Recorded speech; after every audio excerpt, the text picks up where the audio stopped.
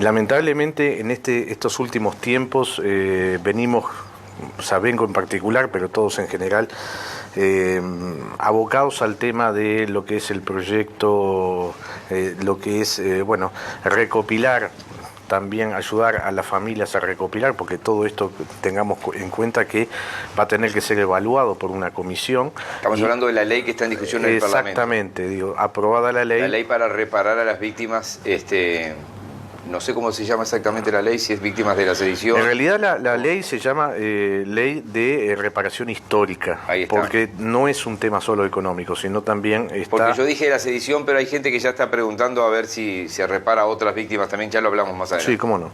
Entonces, el hecho es de que se va a necesitar justamente que se junte material, toda la prueba necesaria, porque hay casos que son muy relevantes, pero hay otros que, bueno, de hecho el proyecto maneja una cifra de 70 muertos. Nosotros tenemos una lista de 80 muertos. Y lamentablemente no están incorporados algunos que están en plena investigación.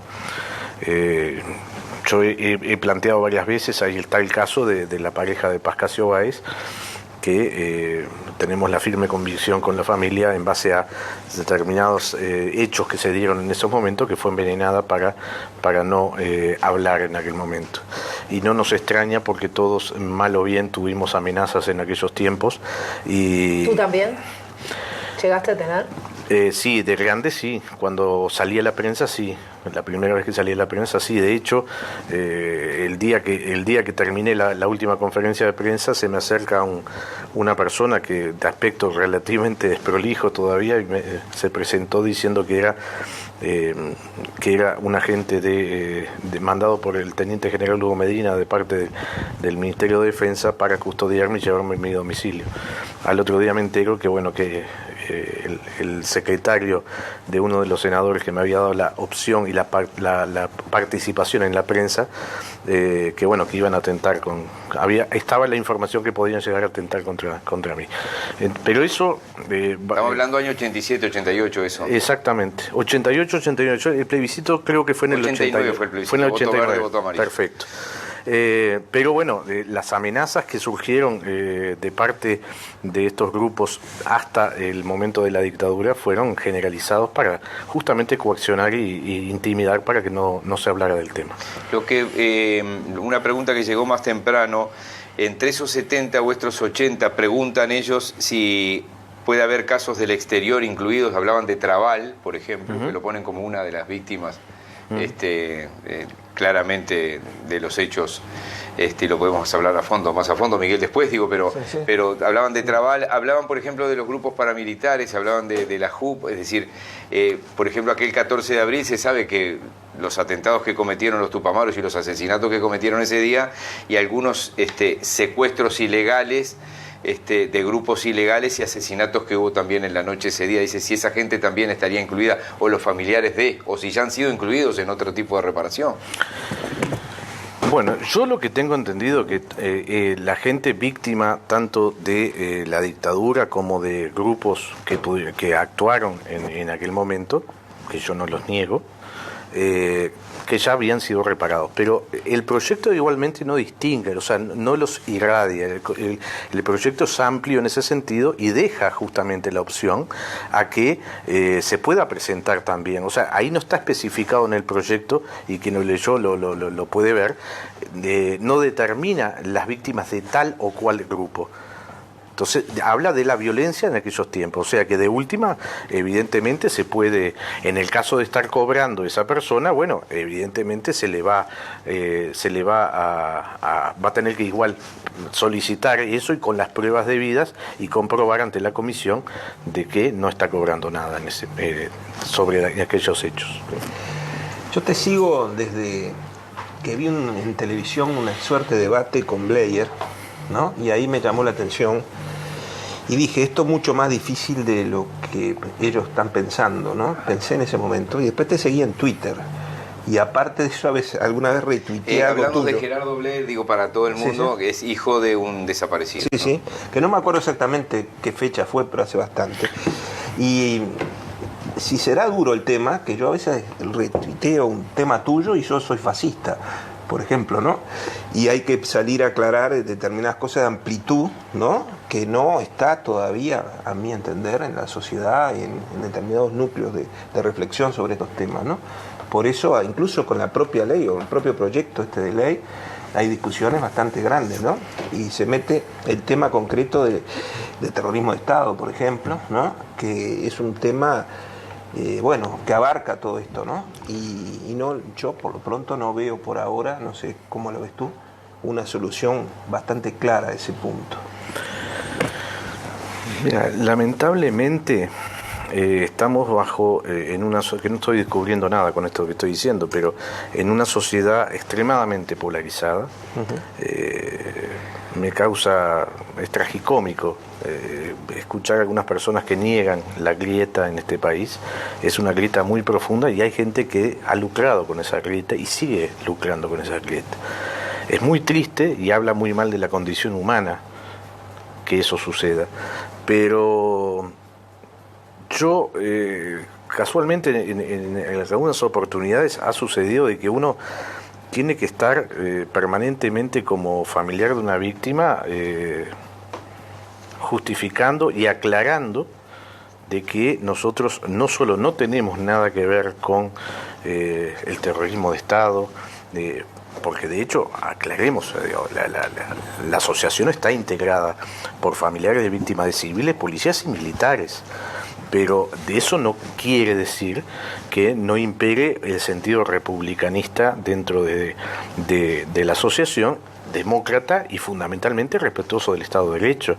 Entonces, no podemos más que combatir esa, digamos, esa suspicacia que se ha puesto como un manto sobre nosotros, de que permanentemente tenemos que estar justificando de que nosotros nada tenemos que ver y que condenamos, por supuesto, y como lo he dicho en reiteradas ocasiones, cualquiera que se jacte de ser un buen ser humano no puede más que estar de acuerdo, por ejemplo, con la búsqueda de los desaparecidos.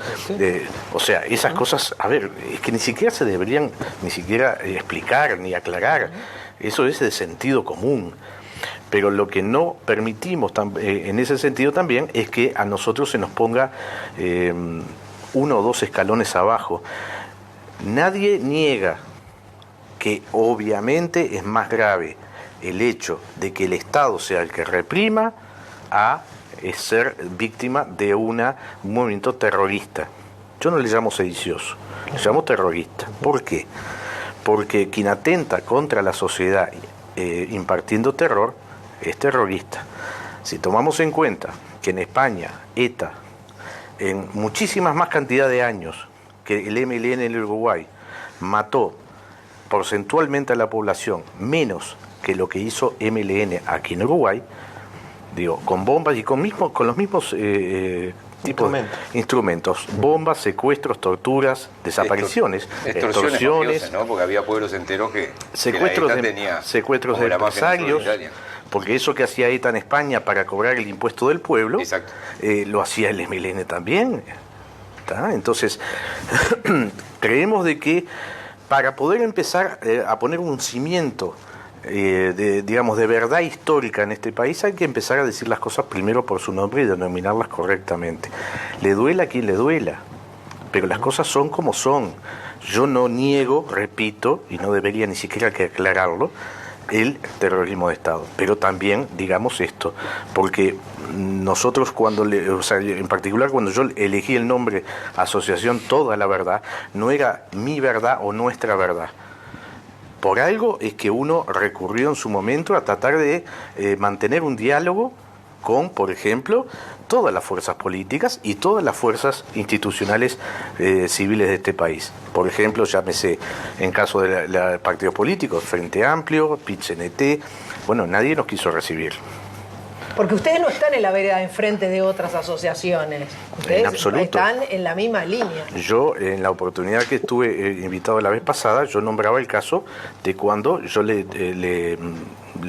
invité al señor Randonea a mi domicilio porque tenía una información que yo no sabía si era verdad o no. no podía saberlo, pero era algo que yo no quería quedármelo guardado, porque creo de que si allá había alguien que podría, quizá o sí o no, utilizarlo, era la persona involucrada en esto, que era el señor Errandonea, al cual muy amablemente accedió. Tuvimos un diálogo correctísimo, con nuestras diferencias, pero bien de persona adulta, o sea, pudiendo dialogar perfectamente. Y bueno, ¿eso qué quiere decir? Que nosotros, si podemos colaborar con algún dato, si tuviéramos el elemento, lo vamos a dar, porque queremos toda la verdad. Caiga quien caiga y le duela a quien le duela. Nosotros no tenemos color partidario, que cada uno tiene su color individual, por supuesto, pero no la asociación. Sí, hay cosas, yo trato en las entrevistas de no opinar, pero voy a opinar. Porque lo que interesa en una entrevista es lo que dice el entrevistado, no el que dice el que lo entrevista. Está en cualquier manual, pero sé que voy a cometer el horror de opinar. Es muy claro, y la legislación de los países libres y democráticos lo reconoce, que una cosa es el poder del Estado contra la sociedad civil, y otra cosa es la sociedad civil que se levanta en armas. Hace 38 años que terminó la dictadura. 38, casi 40 años. Casi 40 años. Fíjense que la Segunda Guerra Mundial terminó en el 45, lo que era Alemania, Italia y los países involucrados en la guerra en 1985. Eran las primeras potencias mundiales de nuevo, ya en una Unión Europea consolidada y firme y fuerte. Supónganse que Diego no es aquel bebé de un día que tuvo la mala suerte de que su padre estuviera parado en una esquina y lo mató un balazo en los enfrentamientos de aquel día, sino que fuera hijo de un policía o un soldado que estaba de guardia, al servicio del Estado, sí, pero entonces van a robar un banco y se lo llevan puesto al policía y lo matan. El que lo mató, lo sacaron de la sociedad, porque seguramente lo agarraron durante 12 o 13 años, algunos estuvieron presos en condiciones muy crueles, y el Estado le genera, a través del poder legislativo, que es la representación parlamentaria de la democracia, una ley de caducidad de la pretensión punitiva del Estado que lo deja libre, y viene más adelante, y ya ahí se consolida en el gobierno de Jorge Valle, las leyes de reparaciones. A muchos de ellos, a la mayoría de ellos, le devolvieron los 12 años que lo echaron del banco y que no trabajó, o sea, decenas de miles de dólares por persona, más determinado tipo de pensiones. Si esta guerrilla hubiera actuado en el 2023 y le matan el marido a una mujer que el marido era un soldado, ¿qué pensión le darían hoy? ¿15.000 pesos? ¿20.000 pesos? ¿30.000 pesos? Digo, parece tan claro que la reconciliación pasa, sí, por encontrar los desaparecidos, pero por otra cantidad de detalles. Simplemente eso, ni siquiera quiero que me contestes, porque... ni siquiera hablar de algún compañero de la mesa, obviamente lo puede hacer, pero hay cosas que parecen muy claras. Lo que pasa es que también hay una corriente que decir esto que estoy diciendo yo, y dice, ahí está, el facho, pues todo es facho, boche, todo es facho. Sí. Digo, si sos facho, te recomiendo algunas películas emblemáticas de la Segunda Guerra Mundial para ver lo que es ser fascista, ¿no? Pero bueno, de repente de la comodidad de un resarcimiento, de una pensión o determinadas afinidades, es más fácil. Es más fácil, ¿no? Pero... Qué tema difícil, ¿no? Lo hacemos difícil. Pero no es solamente en Uruguay, ¿no? Sí. Es un tema en los países que han vivido la violencia de cualquier tipo, de un lado y del otro, y han pasado muchos años en Uruguay, han pasado muchos años en Argentina, muchos años en Chile, muchos años en Paraguay, muchos años en Brasil. Bueno, en Brasil. Y... en la situación, la reconciliación, el dar vuelta a la página seriamente, no olvidar, eso nunca, pero dar vuelta a la página es una situación muy difícil. En América Latina cuesta más que en Europa. Sí. Miguel. Nosotros lo habíamos hecho de muy buena forma, por lo menos para cerrar heridas, hasta este episodio de esta dictadura, ¿no? Basta leer el libro de don Pibel Devoto sobre la amnistía en la tradición nacional, que en definitiva, a la larga o a la corta, terminaba ni vencidos ni vencedores y chao, ¿no? Y por un raro fenómeno de complejidad salir de la dictadura, eso quedó rengo, ¿no? Quedó rengo y todavía lo seguimos pagando, y no me da la mente para ver si hay posibilidades de rebobinar y hacer un marco jurídico de vuelta. Creo que a esta altura no, y por lo tanto lo que ellos hacen me parece de estricta justicia, ¿no? En definitiva, para tratar de que la balanza tienda a equilibrarse un poquito, ¿no? lo pasado y no se va a arreglar, pero en definitiva por ahí es un camino. Yo no sé si jurídicamente hay algún aspecto, ¿no? Incluso con la ley de caducidad, ¿no? Hubo ratificaciones 2 veces, se reinterpretó, se la toqueteó. Sí, antes, ¿no? Más allá antes del referéndum del voto verde, la Suprema Corte de Justicia 3-2 ratificó la constitucionalidad que se sigue discutiendo hasta ahora ya.